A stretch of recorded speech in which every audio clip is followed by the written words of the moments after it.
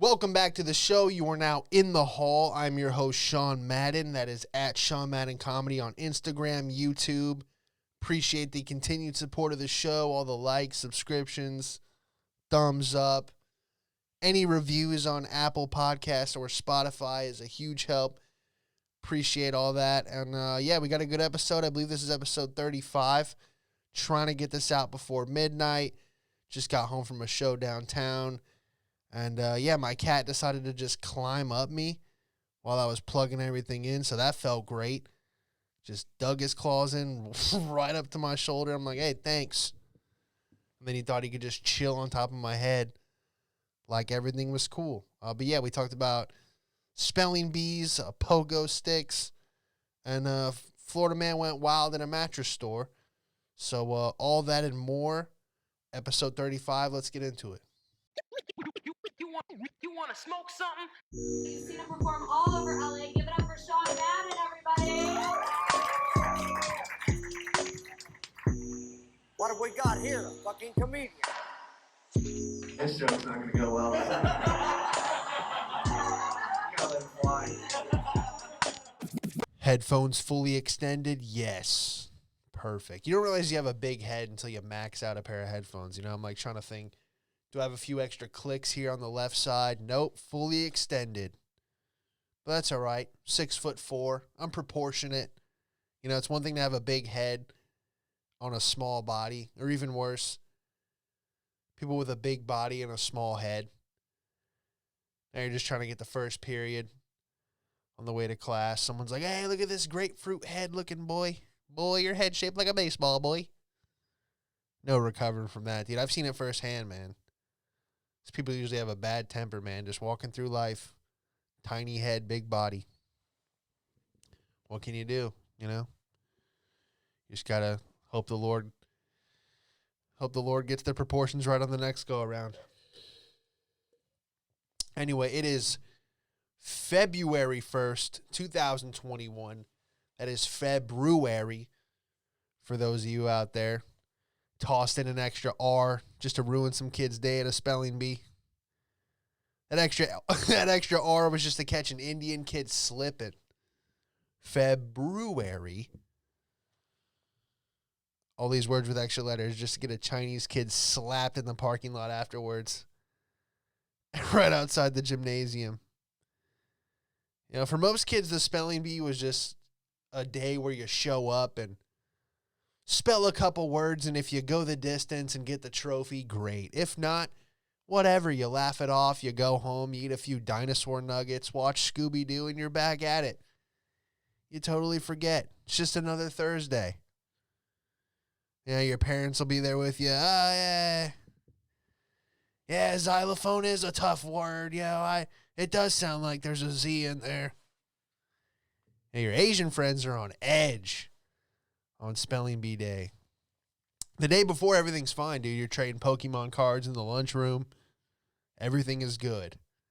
Next day, your boy's sweating on a stage in the gymnasium in front of like 10 rows of teachers, parents, and just weird people from your town that came in and wanted to watch kids spell words. There's always just like a few people like, are those parents? No, they just kind of showed up. You know, you'd be reminding yourself, you'd be sitting up there beforehand going over the basics. All right, I before E, except after C, and neighbor and way, and all that shit. You know, so I was asking this kid, Owen, I'm like, you good, man? You feeling all right? He was just up there, he had like a flashback, man, just sitting in the chair. He looked at me with tears in his eyes. He just points to the front row. You see his mom, his dad. To the left of him, he's got his grandparents. They flew in from the mainland. You know, they're sitting in some official Chinese gear, the robes with like the flowers and the trees on it. Like the shiny little rhinestone robes. You know what I'm talking about. They're sitting there in like a pyramid hand formation. Like, oh, you better bring honor to our family. You better get everything right, you fuck. Your great-great-grandfather was champion in the Ming Dynasty back in 17 BC. You know, you're up there under all this pressure to spell words. Can't imagine that, dude. Having anxiety for the spelling bee. That's where you like saw the different cultures, you know. It's like most kids are just like, yeah, you know, it's a day to get out of class. Day to just not do any real work. It's like a field trip. You're just going down to the gym, sit back there and laugh. Your boy's up there. Giraffe. He's like, okay, J. Ding. Sorry, Kevin. There's no J in giraffe. And you're like, this kid's an idiot. You know, but the Indian kid's up there, he's rocking back and forth like, can you use it in a sentence? Can you use it in a sentence? You're like, you all right, bro? He's like, nah, man, this is the toughest day of the year. I can't imagine being like having like serious anxiety over a spelling competition. Just never been that big of a deal. I had anxiety in elementary school, but it was like for different reasons. You know, I had remember my neighbor had a heart attack. Yeah, I was in like, had to be like first grade, 2001. Yeah, my neighbor had a heart attack, and the EMTs were like loading his body into the ambulance with like the body bag and everything. He was on the stretcher. Yeah, it had to be 2001. I remember asking my dad, I was out there on the pogo stick in the driveway just bouncing. And I was like, what happened to Mr. McGuire? My dad was like, oh, he had a heart attack. It's sad. And I didn't know what to think. You know, as a kid, when you get that kind of information in your brain for the first time, it either doesn't register or you over-register it. You know, when I over-register, I'm like, a heart attack? Like, how does your own heart attack you? Like, what did he say to it? You know, you're like a little kid. You don't know what's going on.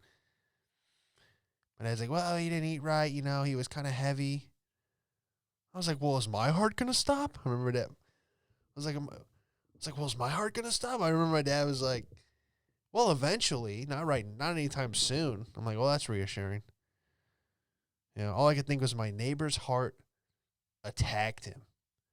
And then so I think for like 2 weeks, I walked around with my hand over my heart, my right hand over my chest, like I was constantly about to say the Pledge of Allegiance. As if that would have done anything, you know.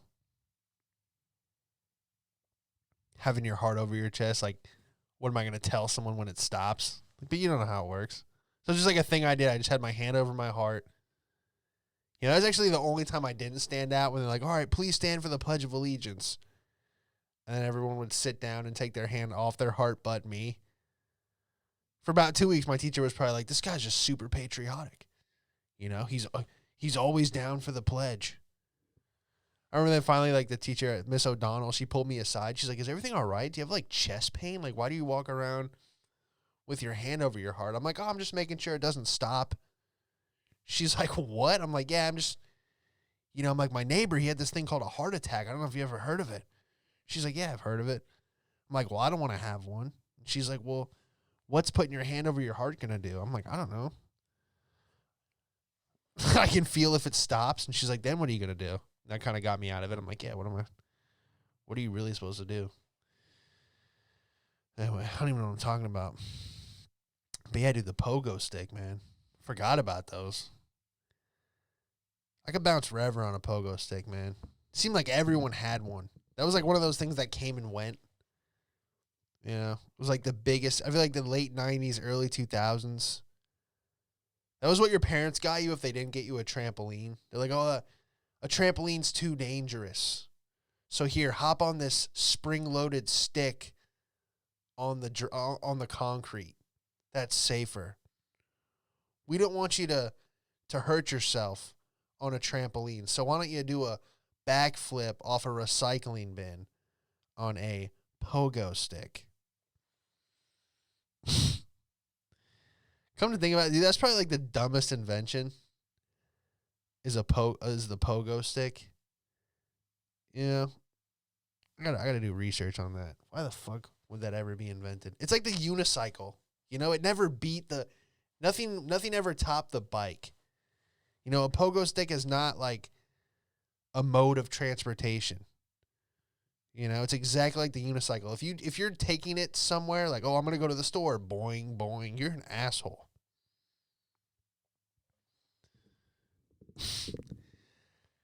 Are you ever gonna buy something for someone who pogo sticks up to you, like, hey, I have a product? It's like, no.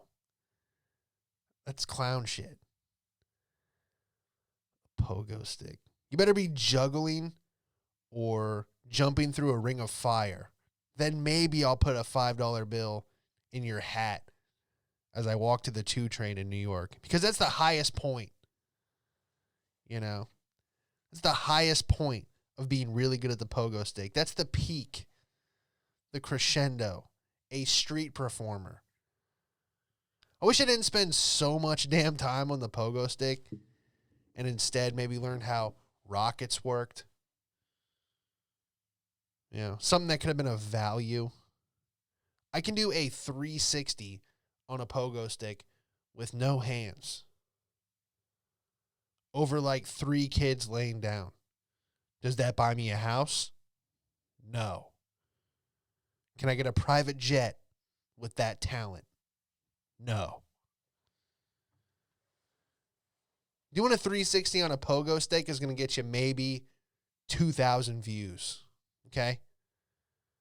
If you do a 360 on a pogo stick with no hands over 3 people laying down, you're going to get 2,000 views on YouTube, maybe. 2 million views if you land on a kid.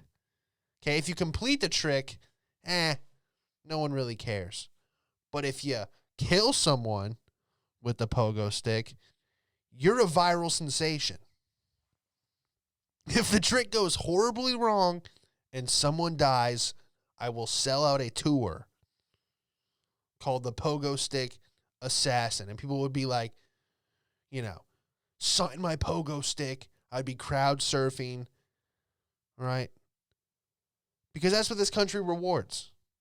Garbage can people and murderers. The pogo stick, dude. Did you ever have a pogo stick? I feel like literally everyone had one. Now they're just all in the ocean.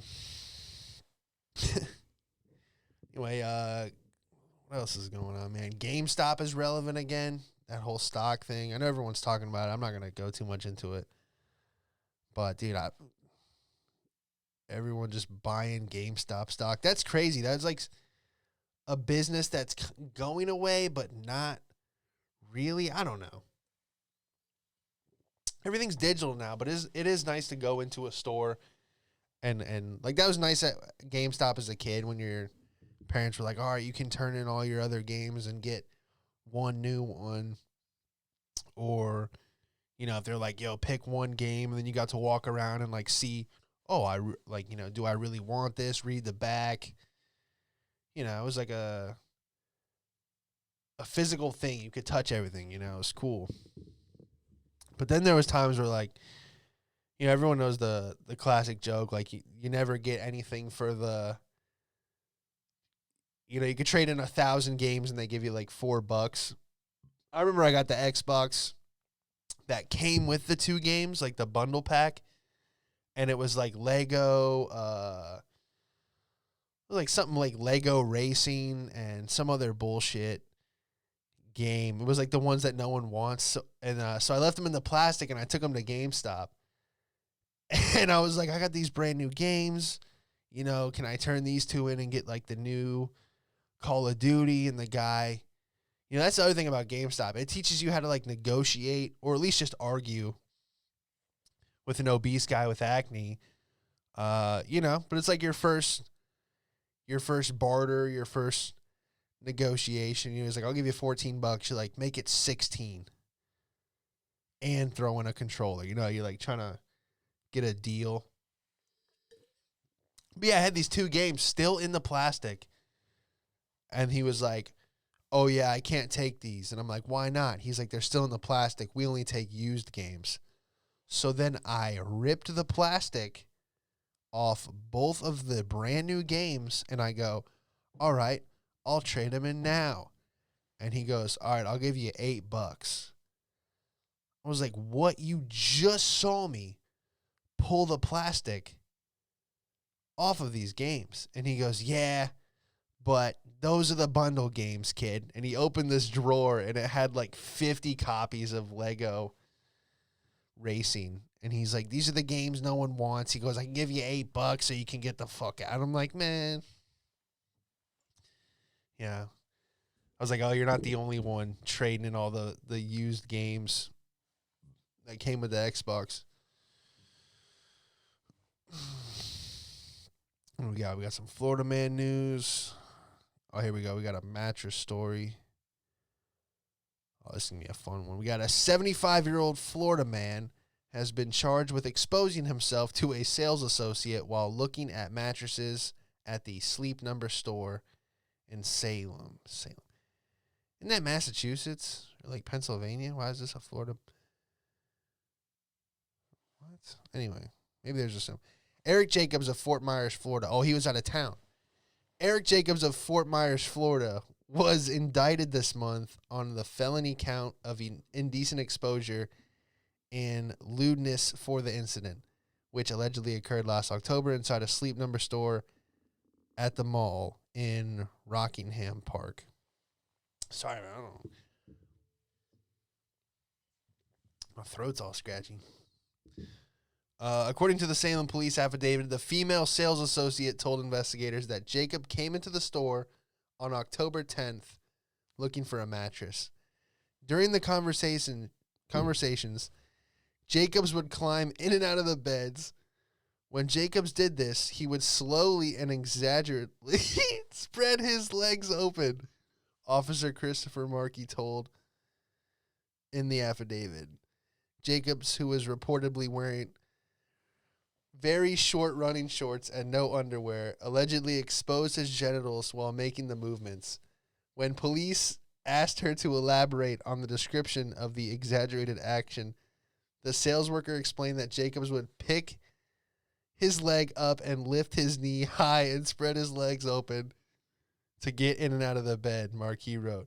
The store worker told police she felt uncomfortable during the interaction. Jacobs did this behavior several times during their interaction. Jacobs also asked, what's the best number for sex? Markey wrote, Jacobs told police that he was in the store shopping for a mattress for his RV. Of course he was. He stated that he lived in Florida and he would be heading home the next morning. The indictment alleges that Jacobs exposed himself under circumstances which he would have known would likely cause harm and alarm the other associates. According to authorities, the indictment was elevated to a felony because he was convicted of the same thing back in 93. Oh, that's nice.